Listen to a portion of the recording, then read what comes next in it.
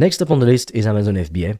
Now, I don't hear that many people talking about Amazon FBA nowadays because it's kind of dead, you know? It's like a subpar version of dropshipping.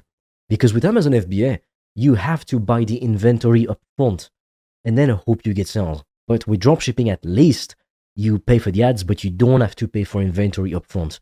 At some point, I was on a sales call with a guy and he had tried so many businesses and he tried Amazon FBA. He set up a limited company in the UK. He had spent £20,000. That's like almost $30,000 USD. And he had to close the company because he didn't even break even. So he didn't make all his money back. He lost a ton of money.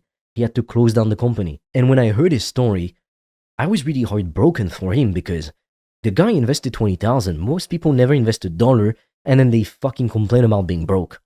But they're not willing to invest in education, courses, mentors, so they can learn how to make money. The guy invested £20,000, close to $30,000 USD, and he still didn't make any money because it's such a shitty business model. Like if instead he had started a digital product and ran ads to it, he would have made a lot more money. So this goes in D tier. It's at the bottom of the pile, the shit of the shit. And if you're serious about making money online, click the link in the description or in the pinned comment on this video. You'll get access to my private school community and program where I'm teaching people just like you how they can monetize their passion or interests with digital products. It's literally the business model all the gurus are doing, even the ones who tell you to do dropshipping or all these other things. And it's made me thousands of dollars a day.